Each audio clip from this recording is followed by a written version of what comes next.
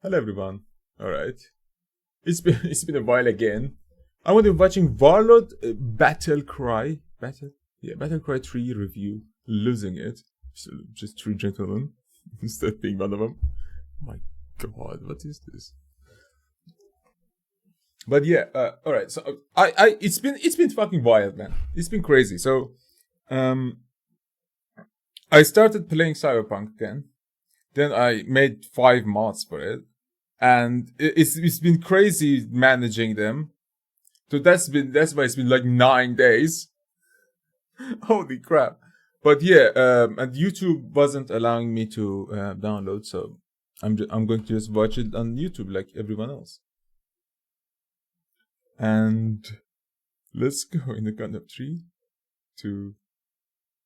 There is an unwritten rule enshrined in the YouTube landscape. You must unconditionally love India, because no matter how powerful or self-important you feel as a YouTuber, you bow to the same tech sector in New Delhi, and you live by their mercy. Because like 2 billion views. Click, Rakesh and Pajit can crazy. Your entire existence. My channel is firmly Rakesh and Pajit can evaporate your entire existence. My channel is firmly aligned with Lord Ganesha and the Indian people. For your tech support is now your tech master. Hey people, Seth here. Warlords Battlecry 3 is a 20-year-old fantasy RTS that I've been psyoped into playing. Appropriately, we'll be playing this on my laptop, which may be described as a haphazard collection of live wires that'll shock you if you ever touch the top of it. Is that your fucking sock? Oh no, it's a big finger. Many years ago, it stopped working until I dug up the instruction manual and ripped out the thermal sensor. This is incredibly safe. Don't let the warped Avril Lavigne and Eminem stickers tell you otherwise. It can no longer support a battery. This is older than me. A new power switch because I broke the old one. But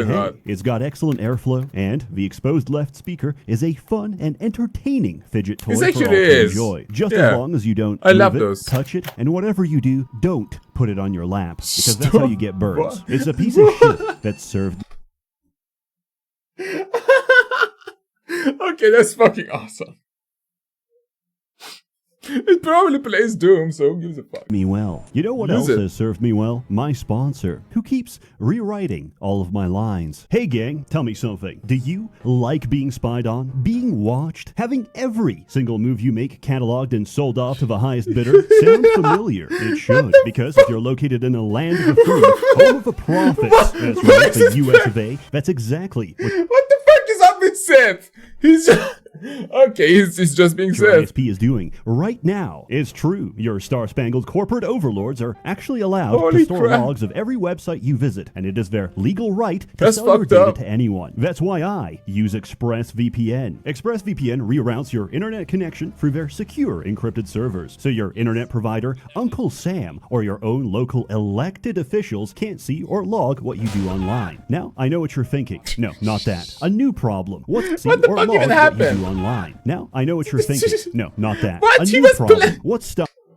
What the fuck was that Ben meta-ass game? Stopping the VPN from logging your data instead. I'll tell you, integrity. Many VPNs claim to have a no-logs policy, but then get caught logging their customers' data. ExpressVPN is the only VPN I can trust because they use trusted server technology. In fact, they were the first major VPN to have servers that run entirely off RAM, making it impossible for them to log your data. The price matters, nothing else matters. ExpressVPN is so confident in their no-logs claim, they even had one of the world's biggest assurance firms listen, if all this shtick about security and like 94 layers of security is just like, what the fuck is going on at this point? Like, who's gonna fucking hack your information for that? You know how much it costs to hack that much information, to fucking breach it? Bro, what the fuck is going on here? I don't know. Listen, all this shtick is for elitists. A VPN should be bare minimum using to get out of, what do you call it? To get out of restrictions. Using it to get out of geopolitics. Using it to getting another layer of security. A very good layer of it, but another layer of security. All this shtick that we're gonna pay more for is not gonna help the customer overall. Like, because most people who want to use VPNs are from third world countries. Because it's just everything's restricted. Man. I feel bad for Chinese people because I live the same shit. At least it's not as crazy, but they at least have their own like level versions of stuff. We don't have that many versions of stuff. We have Apparat for YouTube, which is not that good anyways. But yeah, maybe Apparat good is not good because they emailed me for streaming. I was like, what the fuck? We can stream now? But yeah, let's go. PricewaterhouseCoopers audit their privacy policy and server technology. Now that's what I call integrity. Stop those pesky loggers in their tracks and download ExpressVPN today. Smiling and visit Seth. expressvpn.com/Seth. A smiling Seth. Server technology. Oh, he was smiling everywhere. No, that's Holy what shit. I call integrity. Stop those pesky loggers in their tracks and download ExpressVPN today. And visit expressvpn.com/Seth to find out how you can get free months for free. Also, turns out everything I did before was completely unnecessary because this game... Bro, there was a fucking cool Pentagon with that works on Windows thing. 10. The early 2000s gave us a lot of RTS games. That shit was and a lot good. of them played exactly the same. Mechanics were so standard that no one deviated from the orthodoxy. It was only later that the genre had its theological schism, resulting in squad-based RTS and eventually culminating in what's known as the League of Legends heresy that plagues us to this very day. Warlords Battlecry Free is no different. It's Age of Empires, except the Turks have a much more accurate depiction. You collect resources. What's up? You started with the Indians, now Turks. What's up with it? So you can be countries in Warlords Battlecry 3. So it looks like Warcry 3, yeah. Almost. That plagues us to this very day. Warlords Battlecry is no different. It's Age of Empires, except the Turks have a much more accurate depiction. You collect resources, build buildings, produce troops, and crush your enemies. I have to read that.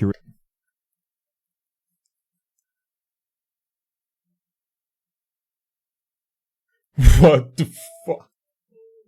No, be good to our Turkish brothers. What the depiction. You collect resources, build buildings, produce troops, and crush your enemy. There's nothing entirely unique here, except your hero, of which there are 28 different classes and 17 different races. Anything this game lacks in originality, it makes up for with a sheer volume of content. And the main way to experience this is through the campaign, which is largely a multi-choice sandbox where you travel across the land. That looks like Crusaders to kill someone. Story. You play as a cosmic ICE agent, receiving a report that Gorgon, fifth horseman of the apocalypse, has illegally crossed the Aetherian border with intent to cut grass for $7 an hour as an undocumented illegal.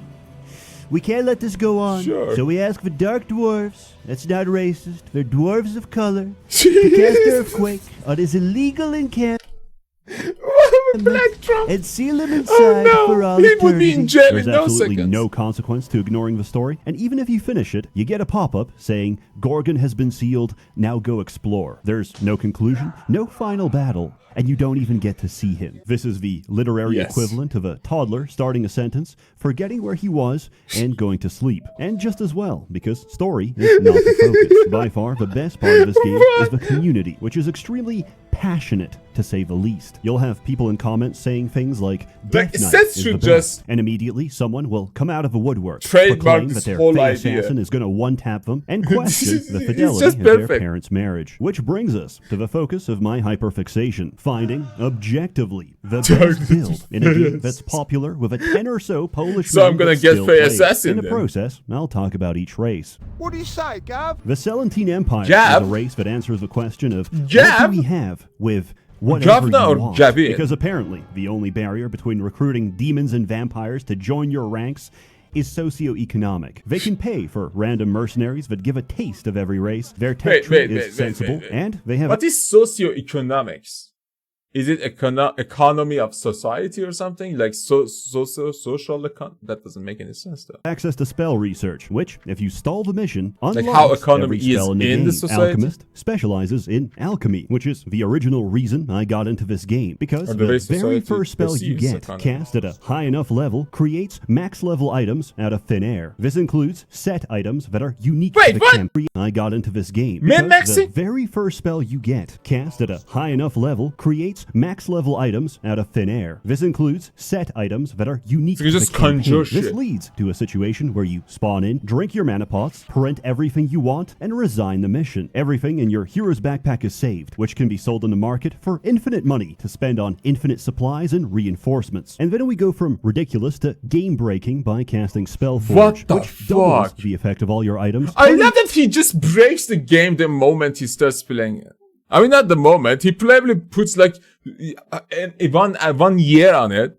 Like 1 year playing it, reaching every aspect, every ending. And then maybe he reads it too a bit. Your alchemist into the strongest unit in the game. Shenanigans include, but are not limited to, having armor so high you can't take damage, doubling your mana regeneration to fill up in seconds, to abusing double rings of resurrection for a 40% chance to revive your entire army each time you take a swing. I have the body of a god! Barbarians are a fine race. That is you true. Can set them on fire to go berserk. They're cheap, this is just glitches then. This is just explosive. Of class, all heroes are melee. The only exception is an ice mage, who can give himself ranged attacks by casting ice flow. This represents my first failed experiment, because the investment is massive and the payoff is garbage. Everything ice magic does, pyromancy does better. And who better well, for then fuck it then. Use pyromancy all the time. Oh my god. I always wanted to try one of those fiery stuff, but never had it hot enough. For their buildings. But if you survive to late game, you automatically win, because you're okay, listen. The worst thing I have is this. And this is not that hot. This is just hot sauce. Like, so, I don't know. So, okay, once my brother made one sauce that was like just so much fucking hotter, because he went and bought these small green peppers and these small red peppers, and then he just fried them in a pan with butter and some cream, and then added a bit of tomatoes. And bro, it was absurd. So yeah, that was good.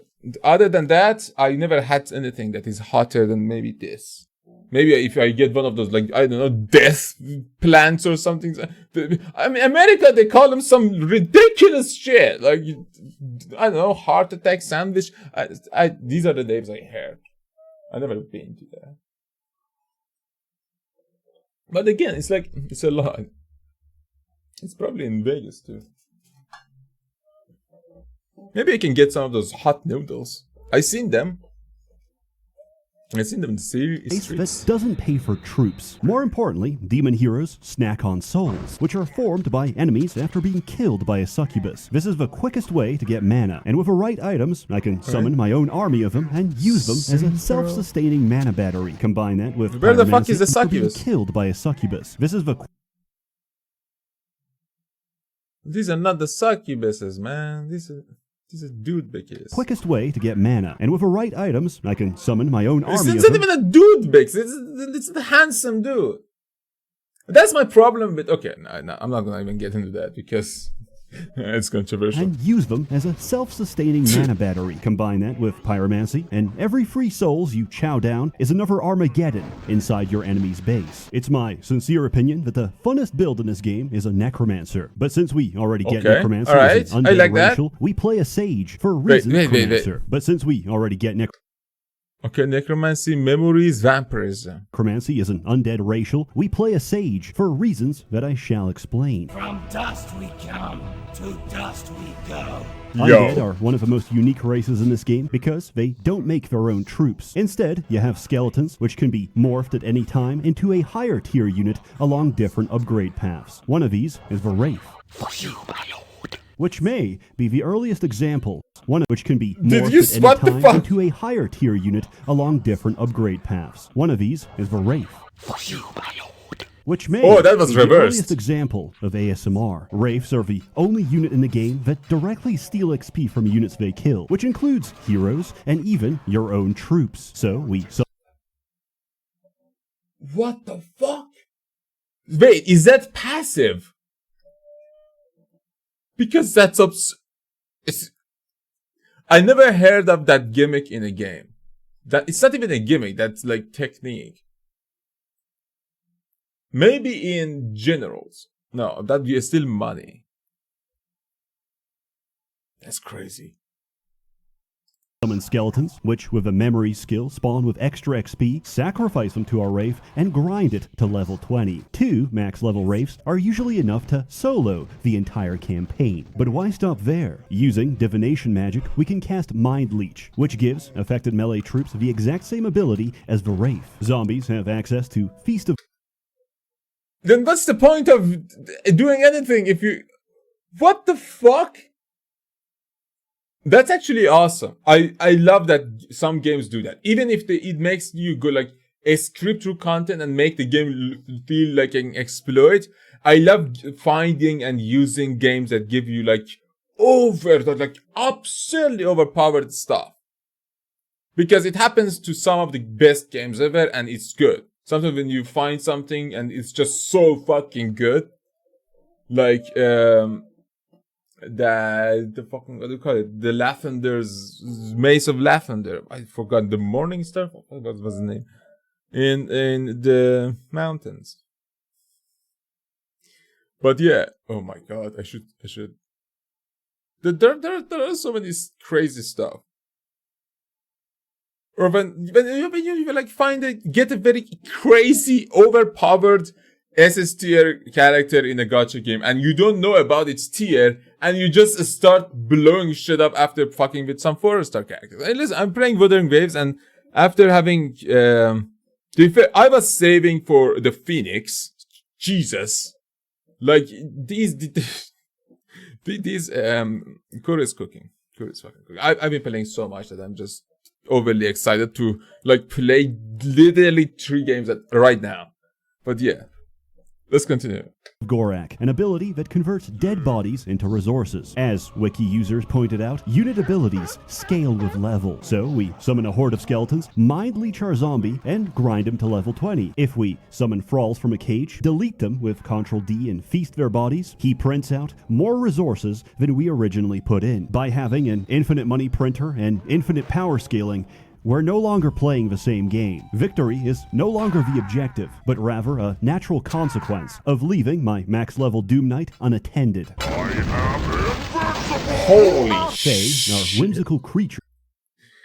And they are powerful. And their passive fucking ability is absurdly powerful. Getting XP and leveling up is crazy for that ability. Like, it's stealing it. They're stealing it, right? They're stealing it. Does any game has this gimmick? When you steal players' progression actively.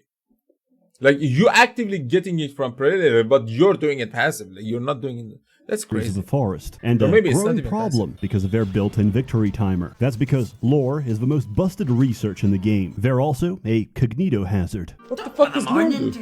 In a sense that the longer you hear them, the longer you can't unhear them. At some point, you'll be producing troops so fast, they'll be spamming their voice lines in unison. What? Oh my fucking god! Most players are driven insane. Imagine I would just a hero that can outrun and insta-kill any unit in the game. I'll just mute they them. also have access to illusion magic and can make themselves invisible. There's many builds out there, and assassins counter all of them. Breathe deeply. But it makes sense. Assassins should be able to do single target anywhere. A manifestation of anything that lives or survives the Indian sewage system. They have a contamination mechanic that accelerates disease. Jesus.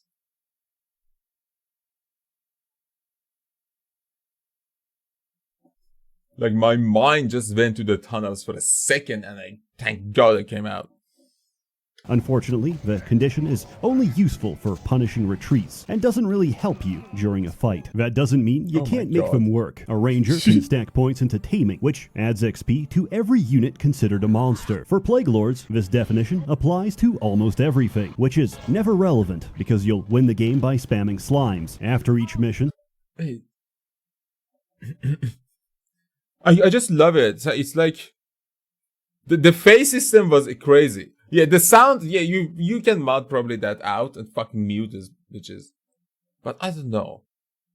everything, which what is special about this one, because you'll win the game by spamming slimes. After each What the mission, fuck? you get a selection of your most veteran troops Is this that you can add to your retinue. Since this will always be slimes, I find it incredibly funny because along with their veterans, they get a name. It's no longer just a slime. Though. It's Frederick. Also, I never checked which voice lines I gave my ranger, which is apparently lock up your children. Discord model. Oh my god.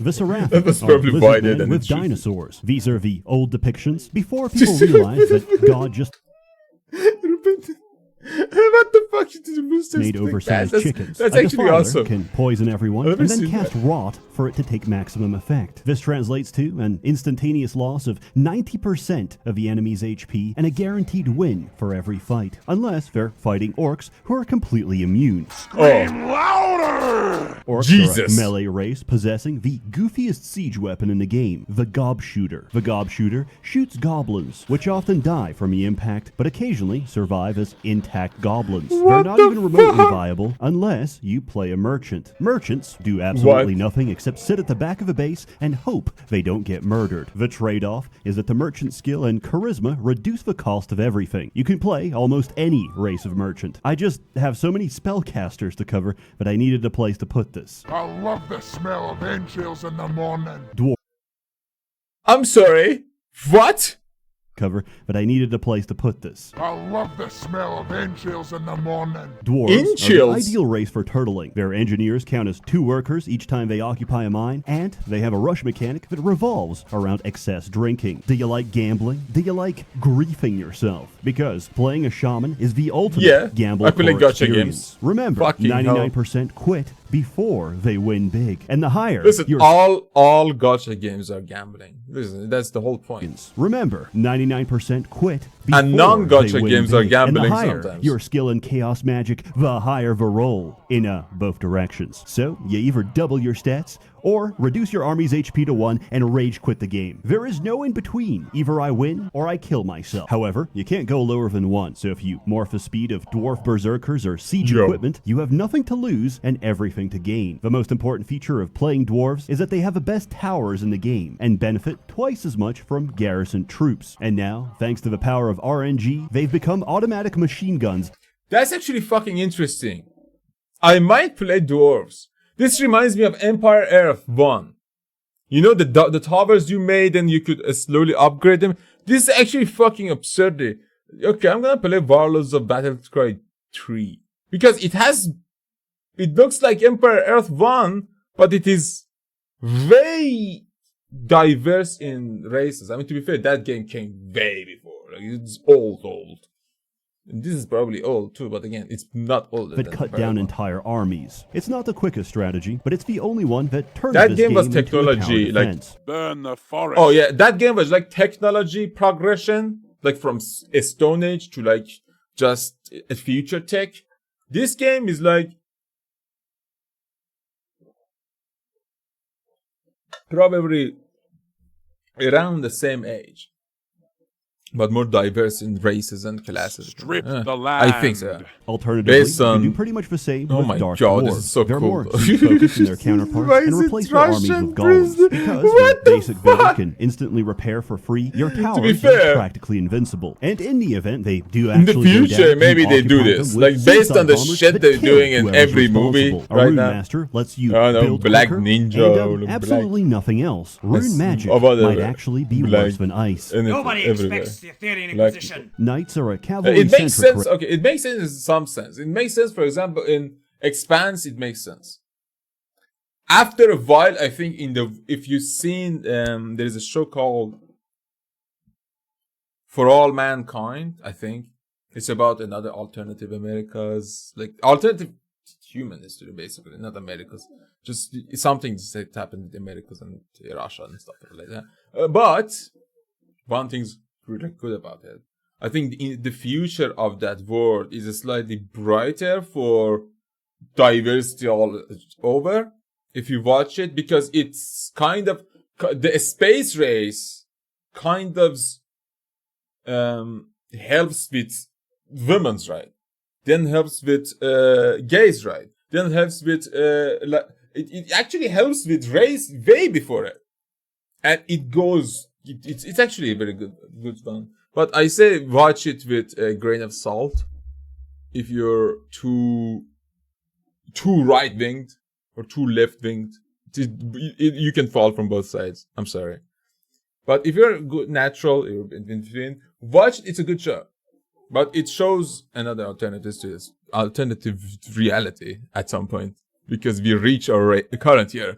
But yeah, let's continue. Be worse than ice. Nobody expects the Aetherian Inquisition. Knights are a cavalry-centric race that's very beginner-friendly. Knight Lords are goofy because they give you global morale, which makes every unit attack faster and increases your population. I fucking love when you can attack speed. You just increase it. Very important for some. How do you, so this is just like Empire. You could just go to the editor and like bump someone a speed and look one like catapult just go absolutely insane. So you can just do this in this too. Your population cap. I didn't know that last part, which is actually very important for summoners. Buildings are your main source of pop cap, but in some missions, you can't build. So it's worth having a few points in leadership, because otherwise, you might not be able to summon anything. After teching up to level 5, every race can produce their Titan. These are incredibly powerful units that can't be replaced. And the only thing comparable to their power is another Titan. After sinking 30 levels into healing magic, a healer can cast Resurrection at another Titan. After sinking 30 Right, healer. Yo.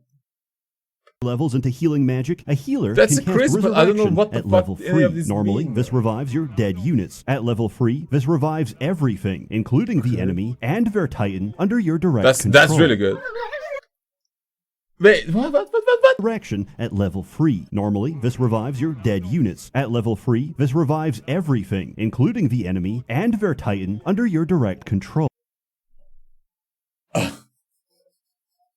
What? Okay, that's the most absurd thing. This game doesn't give a shit. This game doesn't give a fuck. This game go crazy, man. Go crazy here. Holy shit, look at them. Bro, this is crazy. Your enemy too just revives it. You could kind of do at some enemies and take them after a while, but this is crazy that you can just revive them at your own. Man, remember GLA, the snipe people? Designed to filter new players. And there's a very simple reason. Their builders can't occupy mines. Dark Elves at least have a solution to this problem, and it's called slavery. They're the most magically proficient race with a broad range of spellcasters. Assassins can one-tap enemies, blackguards can do sneak attacks, and their heroes have some of the most photogenic portraits. Dark Elf Battle with blood running down her eyes will captivate the undisciplined. Nah, that motherfucker's gonna like, burn a tree or something. A woman that's externally consistent with her. Okay, Joe Rogan's hothead was more weird than this wide ass. That is to say, oh my evil. God. Druids get a lot of summons. Triants are good tanks and faster builders, while unicorns compensate for the race's complete lack of healing. Nature magic isn't insanely powerful, but it's a good mix of everything. Let lesser races beware. Endowed with long life and extreme prejudice, which they describe as pattern recognition, high elves are the canonical quirked-up white boys of Etheria. There's something very poetic about high elves refusing lower-class labor, preferring that I summon hordes of demons to occupy their minds instead. A summoner is not only the perfect complement to elves, it's the only one that's viable, because we need to gate in a lot of demons to give them time to execute their strategy. All elves produce wisps. Why the fuck? Builder. Wait, can you just summon anything else other than demons as your workers? Come on, man. Complement to elves, it's the only one that's viable, because we need to gate in a lot of demons to give them time to execute their strategy. All elves produce wisps, which are their basic builder. 4 of these can merge together to form an ancient wisp, which generates crystal each second. The whole point of this race is the endless feedback loop of infinite crystal economy, which only accelerates the longer the game goes. Then you make a bunch of elves produce wisps, which are their basic builder. 4 of these can merge together to form an ancient wisp, which generates crystal each second. The whole point of this race is the endless feedback loop of infinite crystal economy, which only accelerates. Oh, that's so satisfying. Yo! So you just merge them and they basically become hackers, Chinese hackers from generals. That's fucking crazy. Bro, these Wisp things which are... I might go that route. I like alien stuff. Like, in Kane's Wrath, I loved playing the alien race. Yeah, what was it? T... It had weird names. Z7 Nanoio, some bullshit. I don't know, man.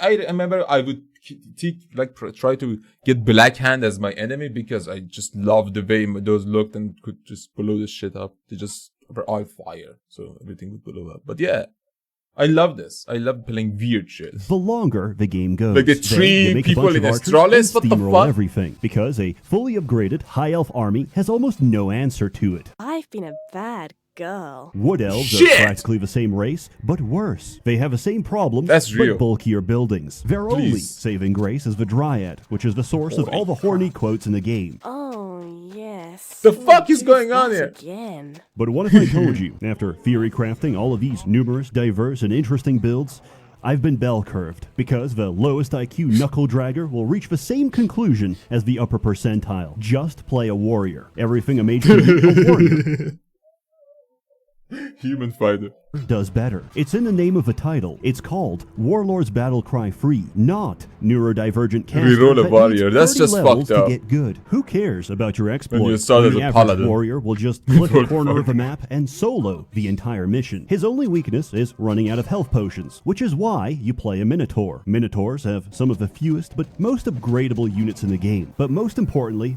they have sheep. Sheep cost 1 gold per unit and can be snacked on by Minotaurs to restore their health. So, we flood the map with a portable health supply for your one-man army. If you're playing this correctly, you should be able to see absolutely nothing. However, after everything I've been through, I refused to accept this answer. There had to be something better. There must. And I think I found it. Coincidentally, Swarm is the first race I ever played because I thought the name sounded cool. And what did I get? Is it cool? Ants. But regardless, we... Yo! You actually get... Swarm. Bro, this game is so good. How the fuck is it? No one telling everyone about this. Constitution, which adds 10... Yeah, like people name games from like before 2000 that you have to like find an XB emulator to play on. And no one talks about these games like this on like subreddits. Like gaming, why the fuck is subreddits talking about games from before 2000s?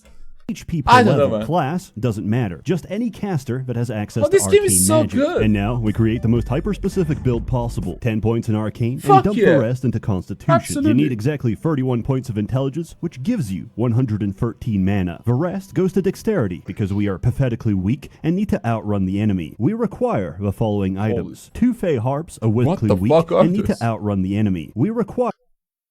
Oh my god! I mean, to be fucking fair, why the fuck not? Jesus Christ.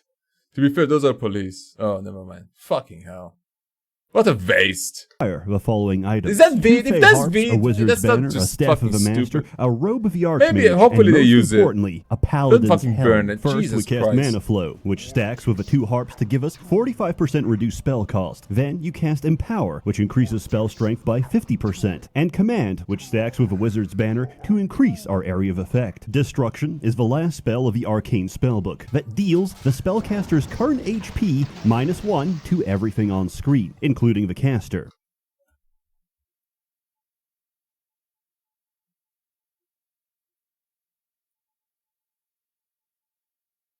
That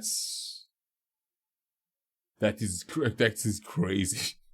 That is actually crazy, man. But if I play with with this beer, that would be fucking absurd, though. But again, that is fucking powerful. Holy shit! You know what that means? That means if you make like someone the most tankiest motherfucker, you're gonna basically be a nuke, like that dude in fucking Boys. Season 1? Jesus, was it season 1 season 2? Dude, it was blowing everything, blowing up. What the fuck was that? Holy shit, like this is just like that was just on another fucking level. But you might just die yourself. Holy shit. You need a healer. But because we empowered it, we deal 150% of our HP, shit. which kills us in the process. Oh, unless never we have the mind. effect of Life Ward, What a the healing fuck? spell that saves the caster from death. People found out about this, multiplayer was instantly broken, and it was patched out of the game, because healer God no damn longer it. has access to Arcane. That is, unless you're wearing a Paladin's Helm, which has an on-hit chance of casting Life Ward. So we start the game, build a wall, get our hero to attack the wall, and charge his Paladin's Helm. Then we walk up to the enemy, cast Destruction, and walk back with full HP. At level 48 with game, build a wall, get our hero to attack the wall, and charge his Paladin's Helm. This is so weird.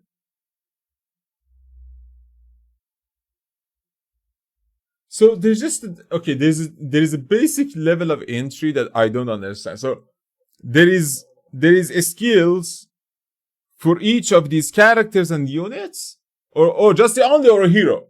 Like Warcraft 3 had like a talent system and a spell system. Maybe this is just like that, but with a skill system, like Oblivion.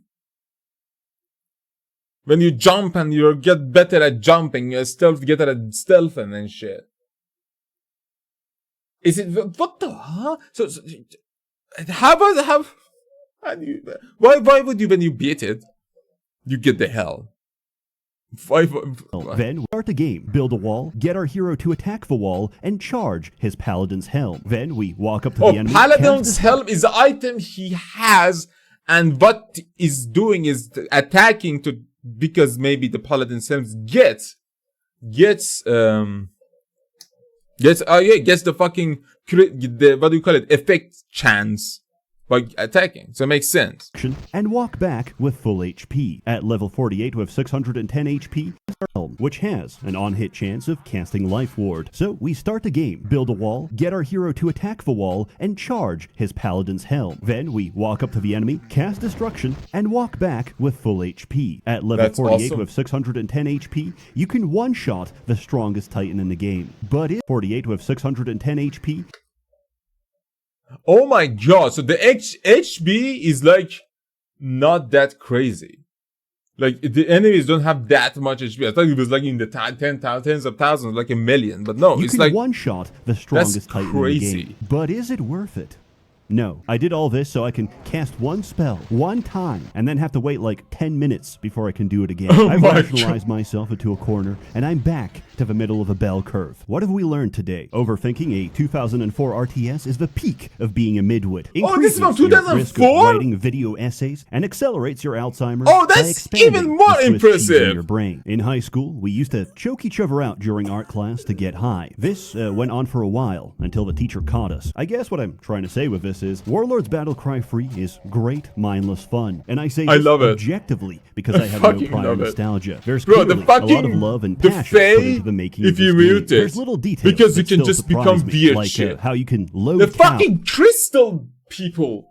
Then you can combine them and they produce the stuff. And can you make the big ones buildings? Yeah, can you make the small to like literal buildings? Houses catapult ammunition, which give this game a lot of charm. That's the voice crazy. acting Or is Gaba handy, fucking the music catapult? is What the beautiful, fuck? and the campaign Gaba is very pult? replayable. Was it? Unfortunately, sometimes the game does crash. This often happens when crossing regions. You get a random encounter, and it fails to build the random map. If this happens, play a skirmish or move backwards on the map, and this will usually fix it. I thoroughly recommend that you don't buy it on Steam. GOG uses official patch 1.0 free, while is Steam halal uses then? the unofficial patch, which made a very unpopular change. All summoned units come with a timer, and when this expires, they die. This completely destroys a lot of builds, so for the sake of your enjoyment, get a copy from GOG. Use destroys a lot of builds, so for the sake of your enjoyment,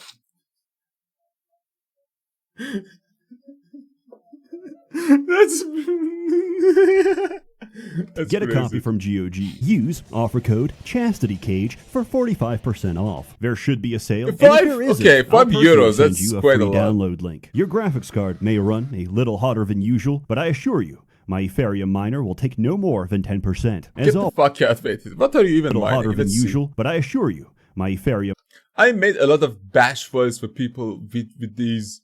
Oh, he's running it's Ethereum. It's hash, but maybe not Ethereum. Oh, Ethereum. Yeah, Ethereum. His wallet. Holy shit.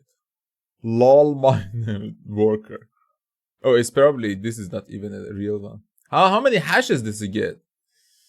No, is it still building the fucking poached block? A miner will take no more than 10%. As always, more. Oh, wait. It said usual, the speed but I there. assure you, my Ethereum.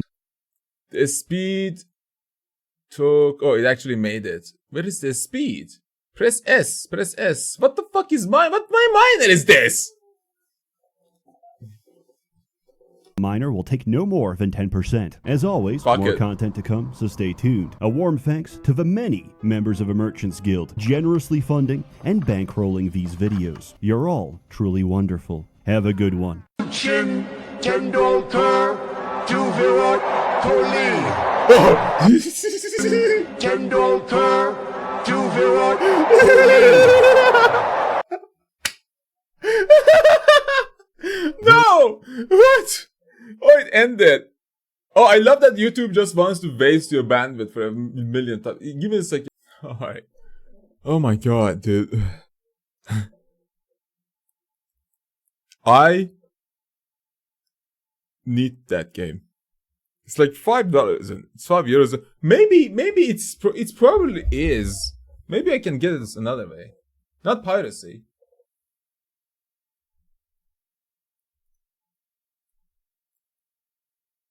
The thing is, he said Steam is haram, but why? Is it run bad? Because I have some items that I got lucky with in Counter-Strike Global Offensive like 5 years ago. Maybe they're worth something. €5 isn't much.